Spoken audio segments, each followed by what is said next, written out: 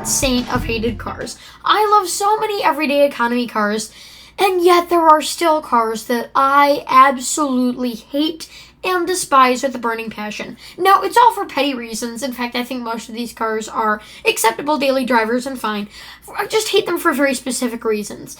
The Toyota Celica All-Track is not. It's my emotional support car. It's one of my favorite, if not my all-time favorite. It is my all-time favorite sports car.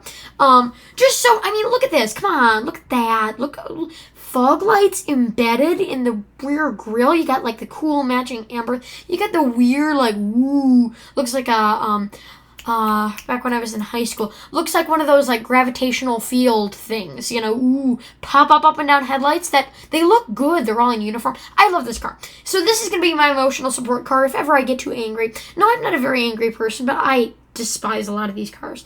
The first car on this list is the 2012 Nissan Quest. I just despise it so badly. First of all, this was the unsafest minivan you could buy in 2012. Don't sue me. I'm just joking around. None of this is serious. But it actually was. It was terrible. In the crash test, they said, this thing is so terrible, it needs to be off the roads now. It was so terrible. It's just a Nissan Altima in some stupid clothing, and it's an overseas foreign model shipped into the U.S. It's a total piece of shit. It's awful. It's modern-day Nissan. It's what I hate. It's this stupid crap, the ugly-ass steering wheel, the entire interior that is hideous. If you own this car, I get it. It's a nice minivan, right? I'm sure it's an epic daily driver. I hate what it is, and I hate what it stands for, even though I know that this is probably a decent, good car. It's just, first of all, it's hideous. It's got these cheekbones that makes no sense. It's way too aggressive to be a minivan. Celica All-Track. It's just so ugly. I don't get it. It looks like a tour bus, and then to make things even more complicated, as if society and cars today weren't over-engineered and under-durable, this bends for some reason. Why? Why isn't it just straight? Because it's got to be stylish. And the curve wraparound glass, it's so unbelievably hideous. When I was growing up, I had a Honda Odyssey. Some of my friends had a Toyota Sienna, and there was one kid that drove one of these stupid pieces of crap. I hated this car with an absolute burning passion. So much. I don't get why I hate it so much. Like I said, it's a perfectly decent vehicle, and I'm sure it'd be a daily driver, but I hate this car. I hate what it stands for. I don't like it. It's modern-day Nissan and all their, CVT crap, every single piece of garbage technology and engineering that they put into the cars when they could be so good. Remember Datsun? I don't, but remember how supposedly they were so good, and then they're Nissan, and now they're just bad. So, yeah, I don't like this car.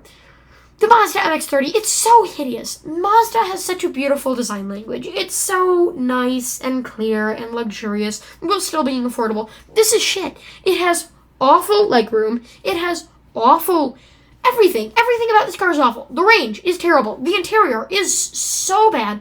I don't know how they made a car this ugly. And also, you may notice, why does the armrest stick over the cup holders? I get that you can slide it back and move it, but why? Why? And also, why is this on a raised platform holding that, and then there's stuff down there with buttons down there?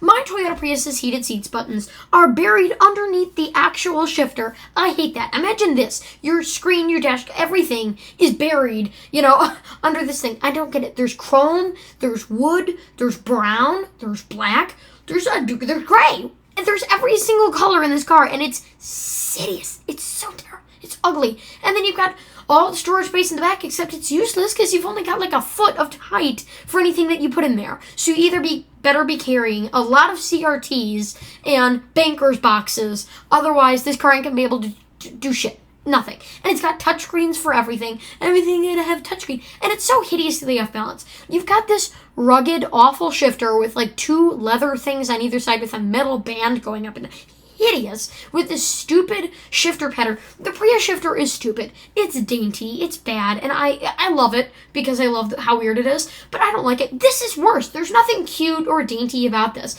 It's trying to be something it's not. And it's also You're right, in the way of the damn touchscreen. When it is a minivan, it can have, an actual real shifter. If it's an EV, it doesn't even have transmission for the most part. It just has like a planetary gear thing, or not CVT for some reason.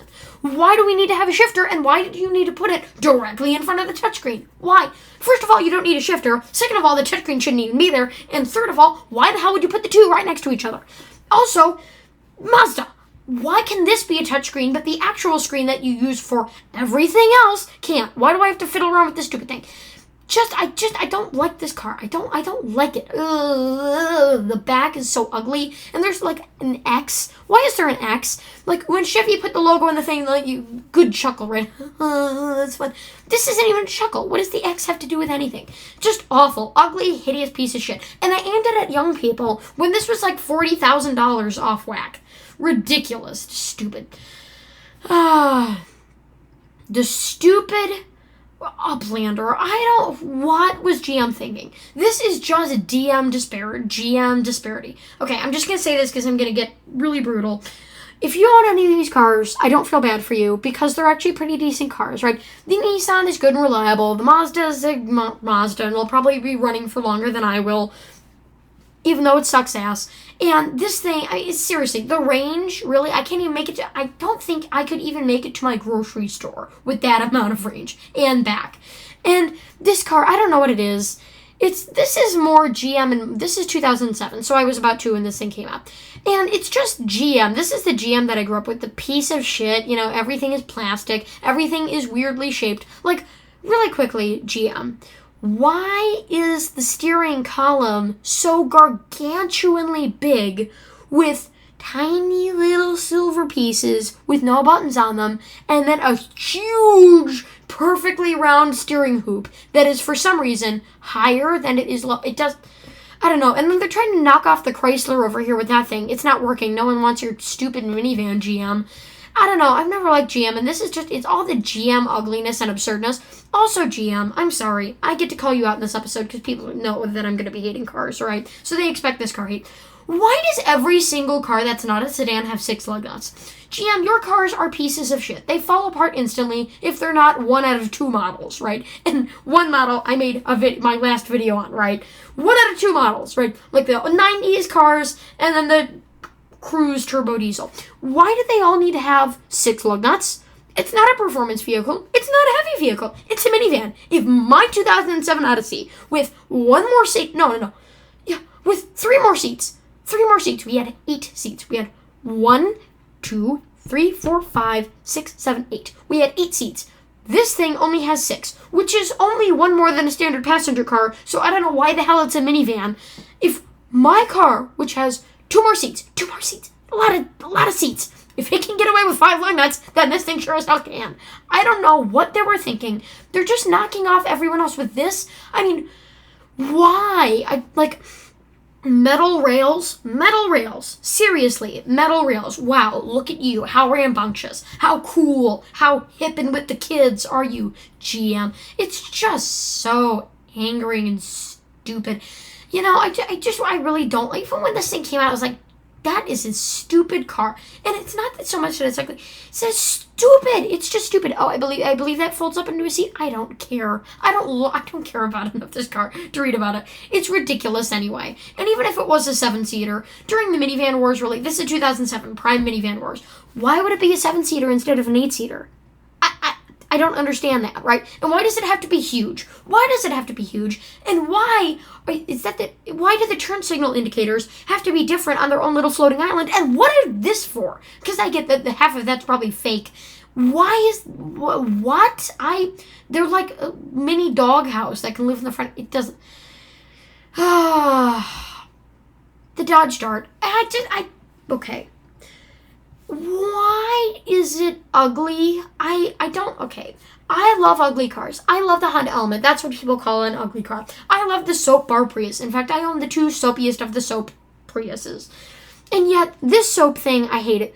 It looks like it's flying, like it's melting away. Like they drove it so fast that the actual body features melted. And like this feels so disjointed. And this has got chrome. Like the inserts for the fake fog lights have chrome. And yet the actual grill doesn't. It doesn't make sense. The wheels, I love the wheels. The rest of the car is hideous. And they have this little, like, foam, like, ching thing. And, you know, they're just trying to make it look like a Dodge. Because if you don't know, this is entirely Fiat. Fiat engineered this. Fiat designed this. Fiat built this. This is just a damn Fiat. It has a Dodge steering wheel. Wow. Look at you. This is just showing how far how far Dodge and FCA was gone. It was all Fiat designed by this point. There was no Dodge. There was no performance left. Piece of shit. You know, again, if you drive this car, I'm sure it'll be reliable for a decent amount of time. And I'm sure you'll get a decent amount of miles because these are exceptionally reliable. I just hate that it stands for the turning of Chrysler and Dodge from actual real stuff to soulless Fiats and plainly vague costumes. The Kia Pacifica and Voyager. I don't like it. I'm not going to say a whole lot about this. Other than, first of all, the interior is the most dainty, ugly thing ever. You've got a circle for a shift knob and a push parking brake button from the Town and Country. And it's not so much that I hate this car. I'm going into my calmer voice here because I'm not this mad about this one. It's not so much that I think that the car is bad, that I think that what it replaced was better. Because the Town and Country slapped. The Town and Country kicked ass. And then we got this thing, which is a wide-eyed, gape mouth, you know, a crooked teeth minivan with, instead of having any real components, you have like a little, and I thought the Prius shifter was stupid. This thing's got a volume knob for a shifter and a stupid press parking button and so much damn piano black plastic. I'm sure when you're driving, really quickly, another rant. GM and Chrysler, and American brands in general, I get it. More chrome equals more fancy. But why the piano black plastic? It shines in your face when you're driving. It gets fingerprinting. I want to know. Okay, Mary Barra, you are the CEO of GM. I want you to send me a letter and let me know why you think it's so important to add plastic piano black plastic on every damn car that GM sells. It's awful. It's horrid. I hate it. That's why I love the Prius so much. There's barely any of that in the entire interior. Look it up. There's none. My 2012 Prius, there's not even a single, like, painted shiny surface on the entire damn car, right? Unless I got a plug-in, which I didn't. And then on the 2008, there's nothing really fancy about it. It's just an economy hybrid, right? The next car is the Kia Borrego. I don't know what it is, but I don't like this car. It's very, and this isn't so much I hate it, as it's a reliable, good Kia. This is a decent Kia. It's that I think that it's too ugly and too, I would describe it as boorish for me, too big, and it also has got this Kia styling, which is just so weird, in the off-balance pill-shaped thing that it is, and it's got such a flat gauge cluster. I don't know. I never really vibed with this car, if you will. So, yeah, that's on my list. I need to cool down. Okay, my capacitors, they're smoking right now, right? So I'm going to cool down, and we're going to move on to the last one. God damn, save the worst for last. So why do I hate this vehicle? Let's look at it from plain and simple. It's a normal, average, everyday car. It's got a very nice leather interior, and it's a good vehicle made by GM. I hate this thing because this is the era of GM that killed so many damn good car brands. Holden. This car killed Holden. The Holden Mocker, I believe it was. The Vauxhall Mocker. This vehicle, this particular thing, I don't care whether it is a Kia, not a Kia, Kia's in my brain. Whether it's a Buick Encore, a Chevrolet Trax, a Holden, what's it called? Mocker, or a Vauxhall Mocker, or a Holden Trax, which it was also called for some stupid reason. This just marks the death of GM. This was when GM said, what if we just stopped putting effort into our cars and engineered one damn crossover and said, you want to know what, guys? It's your lucky day. You all get to have it. Every single car company. I'm surprised they didn't resurrect, what was it called? Yeah. I'm surprised GM didn't resurrect Daewoo just to give them a version of this damn car. It marks the death and end of GM making decently good cars. It got a huge horn. For a stupid reason. The entire dashboard is brown, which I hate. I hate this shade of brown. I hate this car. I don't like it. A lot of people drive these. And if you do, congratulations. It's a decently reliable GM car. Congratulations. I just hate that it marks the death of GM. It marks anything interesting that GM would ever do, right? Toyota's a boring car company. Also, really quickly, chrome wheels. These were on so many stupid GM vehicles from the late 2000s and early 2010s. GM, do you understand how hideous those are. I get it. The Prius wheels are ugly. Yeah, ooh, shots fired, my glass house, whatever. These are seriously hideous. You're driving, it blinds you. If you ever curb your wheels, God forbid, you see the thing wearing under there, and they look like crap. And also, when they come from the factory, they don't match with the rest of the car. These just look so out of place. They look like a dinner plate, like a chrome dinner plate. Hideous, ugly, and disgusting. They don't look fancy. They don't look nice. They look like a pile of crap. So stop putting them on your cars. Thank God, 2017, they said, to hell with the chrome wheels. Thank the Lord, for he is good, for he has rescued us from these goddamn chrome wheels. I hate them so much. So much. I do not hate another GM thing so much as the chrome wheels. They were on the Equinox, they were on the Encore GX, they were on the Mach-E, they were on everything. Just bad. So with that, thank you for watching. Don't forget to comment, like, and subscribe. And also, let me know your opinion about me swearing in my videos. I feel like it kind of emphasizes my point. Also, I'm contrary to popular belief, I'm not a fetus, right? I am 19, so yay, I guess. One of these days, I'm just going to say, to hell with it. Why not? Yes, I am a fetus. Whatever. Yeah, I'm whatever age you want me to be. But yeah, just let me know in the comments, because I'm seeing a lot of backlash about that. By backlash, I mean 2 comments. Hey, for a person that's get 2 comments a day, getting 2 comments in one day about that specific issue is a big thing for me. So with that, thank you for watching. Don't forget to comment, like, and subscribe. And I will see you guys very soon.